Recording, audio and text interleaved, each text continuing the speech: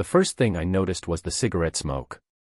It wasn't mine, I'd quit a decade ago, but that stale, bitter scent still hit me like a slap across the jaw. It drifted through the open stable door, mixed with the sharp musk of horse sweat and old hay. I stepped closer, squinting against the glare of the Oklahoma sun bouncing off the silver roof panels. I wasn't supposed to be there. Tiffany had left her water bottle in the truck again, and I figured I'd swing by the ranch and drop it off between meetings. A small gesture, nothing more. Thoughtful, like I always tried to be. The kind of thing husbands do without a second thought. But that's the funny thing about second thoughts. Sometimes, they come too late. I rounded the side of the barn just as I heard laughter, hers. Soft. Breathless. The kind I hadn't heard in months. They were standing in the far stall, backs to me but close. Too close. Coach Jackson had one hand on the saddle rail, the other on her hip. Tiffany leaned into him like she belonged there. Her riding helmet hung loose in one hand. His cigarette burned between two fingers. Their heads tilted toward each other like magnets. He said something low. She laughed again. That was it. No kiss. No confession. But it didn't take more than a second to read what was happening. You don't need a lightning strike to know a storm's coming, you just have to feel the pressure in the air. I didn't move. Didn't cough. Didn't make a sound. I just stood there in my work boots, bottle in hand, feeling something collapse inside me, quiet and complete. Like a beam cracking in a house you'd spent years building. I wasn't angry. Not yet. I was something colder than that. Still. Focused. I backed away before they saw me. By the time I reached the truck, my pulse was steady again. I set the bottle in the cup holder. Sat behind the wheel. Closed the door gently, like any sudden movement might wake something I didn't want to deal with. For a long time, I didn't start the engine. I watched the dust swirl in the rearview mirror. Watched the horses grazing beyond the fence line. One of them lifted its head and stared right at me, like it knew. I lit a cigarette. God help me, I lit a damn cigarette. It burned my throat, made me cough, but I kept it lit anyway, like I needed that bitterness to make sense of what I'd just seen. Tiffany had taken up riding lessons 6 months ago. Said she needed space. Said she wanted to feel strong again, connected. Riding clears my head, she told me. It's not about anything but me and the horse. I believed her. Hell, I'd paid for the damn boots. Looking back, the signs were there, just buried in the dust of routine. But that moment, watching her pressed into a man who wasn't me, in a place where I thought she was just healing, that tore something loose. I didn't text her. Didn't confront her. I drove home on back roads, letting the wind pour through the window, the smoke curl out behind me like a trail I wasn't planning to follow. By the time I reached the house, the cigarette was gone. But the aftertaste stuck. So did the truth. And for the first time in a long time, I knew exactly what I was going to do. Before the horses, there were barbecues. That's what I kept thinking about in the days after I saw her with Jackson, the smell of mesquite in our backyard, Tiffany humming with a beer in one hand and tongs in the other, our son Eli drawing chalk racetracks on the patio bricks. That was our life. Not perfect, not glamorous. But ours. Tiffany used to say that summer evenings in Oklahoma had a rhythm to them. Cicadas, screen doors creaking, the click of sprinkler heads. We made it work. We tiled the bathroom together, stayed up late repainting Eli's room in navy blue after he changed his mind about dinosaurs. She'd throw pillows at me when I made her laugh. I memorized the shape of her shoulder against mine during late-night reruns of shows we never finished. 6 months ago, she told me she wanted to try something new. You work, Eli's in school, I just feel stuck, she said. There's a riding club west of the city. Just a few sessions to shake the dust off. I didn't ask questions. I said, go for it. I even drove her to the first lesson. Jackson met us at the gate. Big guy, too many rings on his fingers, sleeves rolled to the elbows. He called her ma'am with a grin that didn't match the word. She laughed too hard. I noticed. But I let it go. After that, things changed slow. Not obvious. Just off. She started taking longer to get ready. Her old flannel shirts were replaced with tight jeans and fitted vests. New perfume. Musky, floral, not the scent I knew. Eli asked where she was every Tuesday and Thursday evening. I'd say, writing, and he'd shrug. But he looked confused sometimes, like the routine had shifted and no one told him why. Then there were the little things. A receipt for gas at a station 20 miles past the ranch. A denim jacket I didn't recognize. A $200 charge to a local motel, billed under her name. She claimed it was for a friend's bachelorette planning meeting, we just needed a place to brainstorm. I didn't argue. I nodded. But I started watching. Her phone never left her side anymore. She changed her lock screen. Started taking calls on the back porch. One night I passed the bathroom and heard her whisper, "I wish I could stay longer." I stood there until I heard the toilet flush.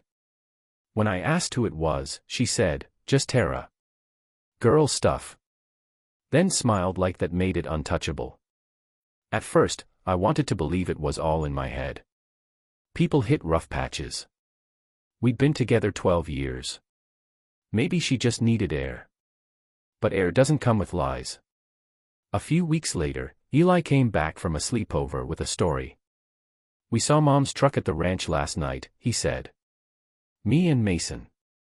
We were driving back from the arcade." "She had a late lesson," I said. He shook his head. It was almost midnight. All the horses were in the barn. The lights were off except one near the back.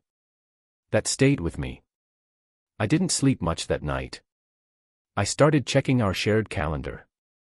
The writing sessions she'd marked didn't always match the billing statements. I found 3 different transactions for private lesson, after hours. One of them was on a night she told me she was at book club. I copied everything. I opened a private folder on my laptop and started logging it. Dates. Charges. Patterns. The difference between assumption and evidence. Still, I said nothing. Until one afternoon, I found her smartwatch left charging on the nightstand. She never wore it to the ranch, said it got in the way of rains. But the messages synced automatically. I hesitated. Then tapped the screen. "Jackson, you looked good today. Hard to focus when you're in that saddle." "Tiffany, then don't focus." "Jackson, you thinking about me tonight?" "Tiffany, you know I am." I read it twice. Took photos with my phone. Sent them to my email. Then I placed the watch right back on the charger and went to make dinner. Eli asked if we could do burgers that night. I said sure. He didn't know that while I chopped onions, I was calculating timelines. While he set the table, I was drafting a list of everything I'd need to show a lawyer. The hardest part wasn't the betrayal. It was the knowing. The quiet knowing, where you still hand someone their coffee in the morning and smile, even though every word they speak carries a weight it didn't before. Tiffany kept acting like nothing was wrong. That was the most surreal part. She kissed me goodnight. Tucked Eli in. Laughed at TV shows. But her mind was miles away, tangled in reins and sweat and someone else's saddle. I stopped waiting for a confession. I didn't want one anymore. I wanted a plan. I didn't tell anyone at first, not my best friend Nate, not my dad, not even my sister Lisa, who always sniffed out drama like smoke. I needed time, and more importantly, I needed clarity. Tiffany's betrayal wasn't a wildfire. It was a slow, dry drought. Quiet. Cracking everything underneath. The first thing I did was build a log. Not a journal, no bleeding heart confessions. Just a spreadsheet. Columns labeled with dates, transactions, inconsistencies. Notes on her absences. Time-stamped photos. It started with 4 entries. Within a week, I had 42. Every entry felt like a nail driven into a plank. I wasn't lashing out. I was building something, one fact at a time. A fence between her chaos and my son. After 2 nights of little sleep and tight-lipped dinners, I scheduled an appointment with Monica Greer, a family attorney I found through a quiet recommendation. Her office sat above a consignment shop off Memorial Road, no flash, no sign. Just a buzzer and a locked door. She met me in a charcoal blazer and blunt bangs. Firm handshake. No judgment. "Tell me what you've got," she said, clicking her pen. I did. Every detail. The writing lessons, the private sessions, the receipts, the hotel charges, the texts. The camera footage from the garage, Jackson ducking his head, Tiffany's hand brushing his shoulder. When I finished, Monica just nodded. "You're calm," she said. "That'll serve you better than you know." "I'm not trying to destroy her," I said. "I'm trying to protect Eli. And myself." "Good," she said. "Then let's start with custody. Do you want sole?" I paused. "I want what's best for Eli. But I won't let her chaos become his normal." That was the turning point. Monica outlined our legal position. Oklahoma courts favored joint custody unless clear patterns of neglect, infidelity with financial consequences, or mental health instability emerged. Emotional betrayal alone wasn't enough. But the moment it touched parenting duties, bank records, or household responsibilities, that became leverage. She tasked me with documentation. A full log of my parenting involvement, school pickups, appointments, meals. All communication she'd missed or ignored involving Eli. Financial records showing personal spending tied to Jackson. Confirmation that the affair had an impact on our joint finances or our child. "Don't provoke her," Monica said. "Don't confront her. Don't even change your tone. You're building a case, not a scene." I left her office with folders, templates, and a sense of purpose. That night, I opened a secure drive on my laptop and created 5 folders. 1 financial, scans of bank statements, filtered to flag transactions over $100, gas charges outside the usual radius, and hotel stays. 2 custody, a calendar highlighting every time I handled parenting duties. 3 media, photos, videos, the garage footage, screen captures of texts. 4 legal, the draft custody agreement Monica had prepared for me. 5 backup, an encrypted copy on an external drive I hid under the false bottom of my tool chest. Tiffany still smiled at dinner. Still used her phone at the table. Still said, "Love you," when heading to the ranch. I started seeing Darcy again, a therapist I'd seen years back after my mother passed. She was the only person I trusted to keep my mind sharp and my emotions honest. "I'm not collapsing," I told her. "No," she said. "But you're grieving. That needs a place to land, or it'll rot the frame." So she had me journal, not emotions, but impact. How Tiffany's distance affected Eli.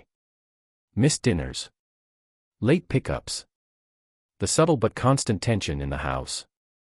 One morning, Eli told me he had a stomachache before school. I sat on the edge of his bed and asked him what was wrong. "Mom said I talk too much," he said quietly. "Coach Jackson doesn't like noisy kids." I kept my face neutral. "You're not too much of anything, kiddo." "You're exactly right." After he left for school, I recorded the moment in my custody log. The cameras helped, too. I installed 2 more, one at the front door, another inside the foyer. "For security," I said. Tiffany didn't question it. 3 nights later, I captured footage of her sneaking out after midnight. She didn't return until 4:20 a.m. Her boots left dried mud in the entryway. I checked the ranch's schedule. No night rides. That same day, she told me she was thinking about switching riding coaches.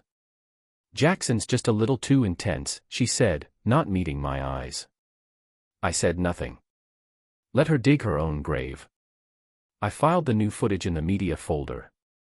Uploaded it to Monica's portal. She responded within the hour, "Your documentation is airtight. Proceed to final draft." I called Nate that night. Told him everything. We met in his garage, just like we had in high school when we needed a place to breathe. "You good?" he asked. "I'm steady," I said. "It's not easy, but it's clear." "You're doing the right thing," he said. "You're thinking like a builder, not a burner." I like that. Builder, not burner. I spent the next weekend finalizing everything. I added timestamps to each media file. Numbered every entry in the custody log. Monica said it would help the judge navigate the full picture. I updated our living will, revised beneficiary accounts, and filed to freeze our joint credit card. By Sunday night, I had a manila folder labeled, "Final Packet." Inside was the full custody proposal, the asset breakdown, and an affidavit of Tiffany's extramarital spending with receipts. Monica would file it by the end of the week. We were prepared for a response, amicable or hostile. I stood at my workbench, watching Eli sleep through the baby monitor we still used for emergencies. On the pegboard above my tools hung an old horseshoe Tiffany had brought home after her first writing session. She said it was for luck. I stared at it a long time. Then I turned it upside down. Let the luck run out. She came home late, again. The clock on the mantel read 9:47 p.m. The same clock I had wound every Sunday for 11 years. The same one that had ticked away the silence between us for the past 6 months. Tiffany stepped inside, her boots thudding softly against the hardwood. She didn't notice the manila folder on the table or the solemn air that filled the living room. She just kicked off her boots, peeled off her gloves, and said, "Sorry. Jackson had me working with a new mare."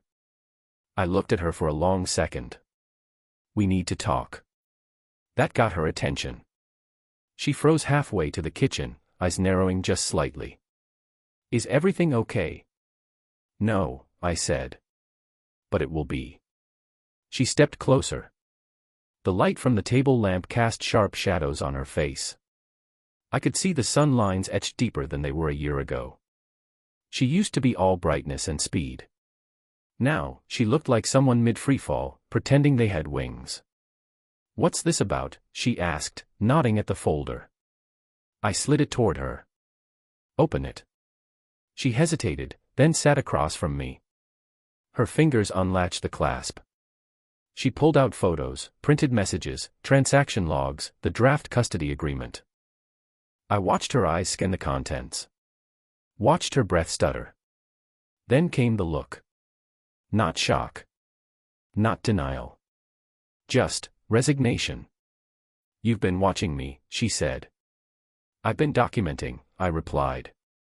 "You made choices. I made copies." She said nothing. Just stared down at the papers. The motel charges. The texts. Jackson's visits here when Eli and I were gone. I've got footage, timestamps, receipts. This isn't about catching you. This is about ending it. "You've been waiting for this," she said bitterly. I shook my head. "I've been hoping not to need it." Silence settled between us like dust in the barn. Then I reached behind me and placed a small ceramic ashtray on the table. Horseshoe-shaped. Faded blue paint. A souvenir from her first week at the stables. She'd brought it home grinning, said, "For luck." "I kept this," I said. Even when I knew. I wasn't ready to let go of what it meant. She stared at it. Her mouth opened, then closed again. "I'm not angry anymore," I said. "I'm clear. You've been living a second life, and I've been holding this house together with duct tape and bedtime stories. That ends now." "What do you want me to say?" she whispered. "Nothing," I said. "Just sign." I slid the custody agreement toward her. Full physical custody to me.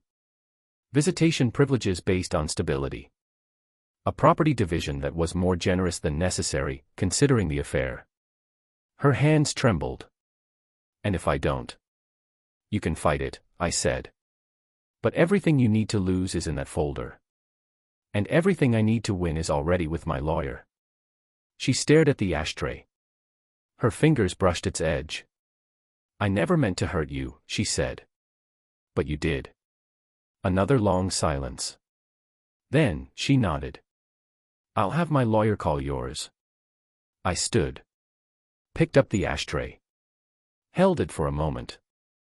This used to sit by the window. You remember? She nodded again.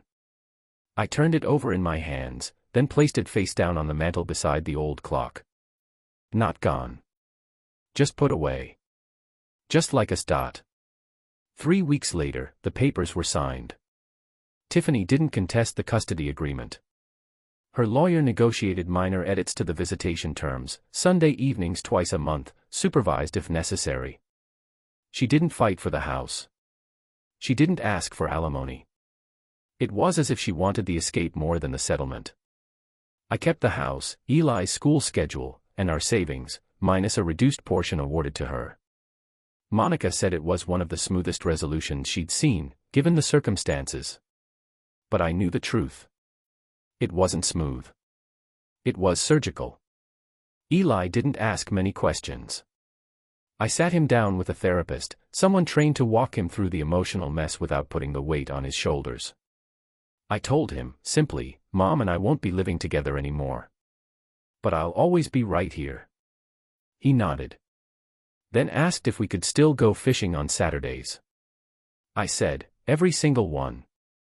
In the weeks that followed, I began to reclaim pieces of myself.